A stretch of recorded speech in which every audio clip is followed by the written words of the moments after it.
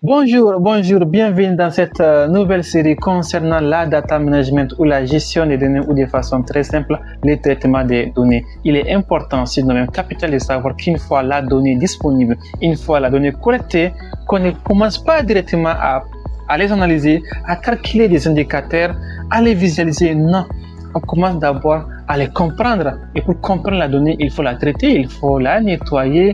Il faut voir s'il n'y a pas d'incohérence, il faut voir s'il n'y a pas de doublons. Donc pour cela, pour cet exercice, nous avons téléchargé sur Kaggle un jeu de données sur des ventes fictives d'un supermarché. Allons-y directement sur Excel pour voir un peu ce que ça donne dans cet fichier. Alors, nous sommes sur Excel. Voici notre fichier CSV qui est devant nous. Une fois le fichier ouvert, on constate quoi? On constate que c'est un fichier CSV déjà. Donc, on remarque des lignes. On remarque que tout est en ligne. Donc, du coup, il est important de transformer ces fichiers CSV en fichier Excel. Et pour cela, on va se rendre dans Données. OK? Une fois dans Données, on va sélectionner d'abord la première colonne. Une fois la première colonne sélectionnée, il faut taper sur Convertir les données. Alors, convertir les données, on voit que les données sont là, ici, aperçu des données sélectionnées, n'est-ce pas? Et on clique sur Suivant à ce niveau. Donc, ici, on dit cette étape vous permet de choisir les séparateurs contenus dans vos données. Vous pouvez voir les changements sur votre texte dans l'aperçu ci-dessous. Donc, regardez un peu comment c'est. Donc, on dit qu'on peut voir les changements. Donc, si on clique sur la virgule, parce que il faut savoir que les fichiers CSV sont séparés par des virgules. Donc, quand on clique sur virgule, on voit que la forme change. Vous voyez un peu, donc c'est comme une forme de tableau qu'on a déjà. Donc une fois qu'on a ça, on clique encore sur Suivant. Alors ici, il faut voir colonne par colonne les données. La première colonne, c'est Row ID. Row ID, c'est l'identifiant des lignes, de chaque ligne. Donc chaque ligne a son identifiant. Et la deuxième colonne, Order ID. Donc ici, il s'agit des identifiants des commandes order en anglais, parce qu'il faut aussi comprendre que notre fichier est en anglais. Alors on va aussi profiter un peu de traduire quelques mots en anglais. Bon, ça va nous aider un peu de comprendre ou d'essayer de parler l'anglais. On va faire notre petit malin de parler l'anglais, ok? Allons-y. Et dans la troisième colonne, on parle de order dates. Donc ça, c'est la date de commande. Dans cette colonne aussi, on parle de shape date. Ça, c'est la date. Shape, ça signifie ce qu'on peut appeler date de livraison. Voilà, donc c'est la date de livraison. Et avant de passer déjà à order date, il faut voir que c'est en date. Donc, comme c'est en date, il faut la mettre en date. Il faut cliquer sur date. Donc, c'est bien en jour, mois et année. Donc, il faut cliquer, il faut choisir jour, mois et année. C'est bon. On continue. Même chose aussi pour shape date. Shape date, c'est quoi? Je disais que shape date, c'est la date de livraison. Donc, il faut aussi cliquer sur date pour la mettre en date. Ici, on parle de shape mode. Donc, moyen de livraison, voilà, second class, standard class, etc. Est-ce que c'est si c'est par vol, par exemple, est-ce que c'est en second class ou en classe économique, etc. Ici, on parle de Customer ID. Donc, ça, ce sont les identifiants des clients. Customer, en English, client. OK.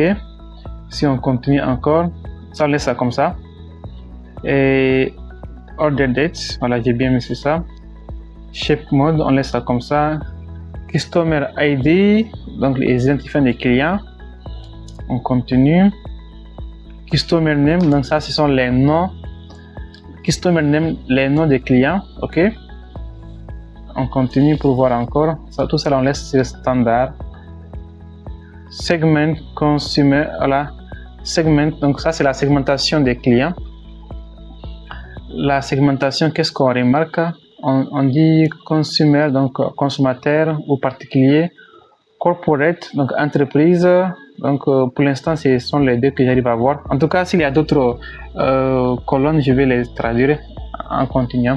Ici, on parle de country, donc les pays.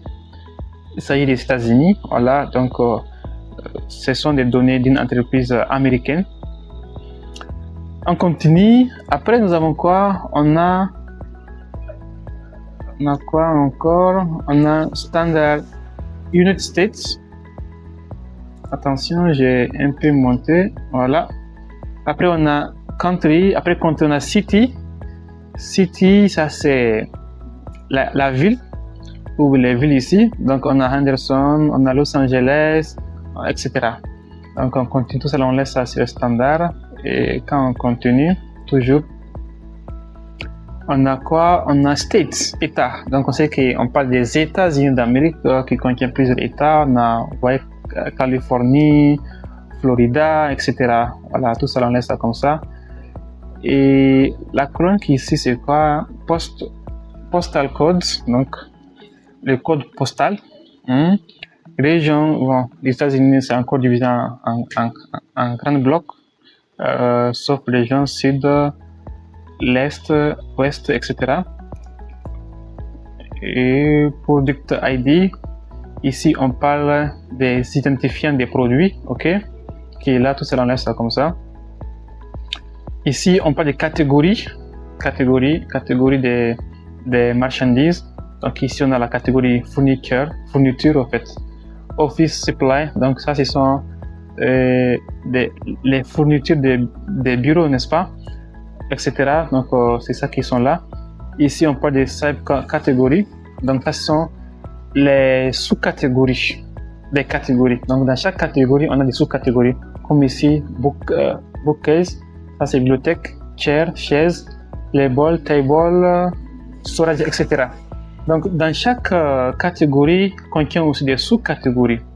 Donc tout ça on laisse ça comme ça. Product name, donc les noms des produits. Donc voici les produits commandés réellement, voilà, qui sont là dans cette colonne. Tout ça là, on laisse ça avec standard. Ok. Et une colonne très importante, il s'agit de la colonne des seuls, les ventes. Voilà, les ventes. Ici, on voit que c'est un point. Il faut savoir que le séparateur ici, c'est un point. Donc, on va bien vérifier que c'est un point. On le met. Si c'est un virgule, on enlève la virgule et on met point.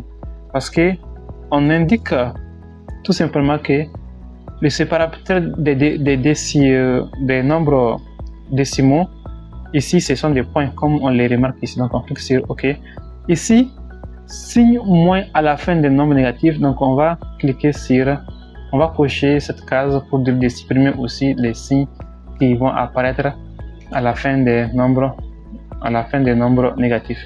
On clique sur OK. Donc une fois qu'on a parcouru nos colonnes, on clique sur terminer. Donc terminé. Donc une fois terminé, voici notre tableau qui est quand même organisé. Donc pour ne pas que la vidéo soit trop longue, nous allons nous arrêter là et continuer avec une deuxième partie. Merci beaucoup.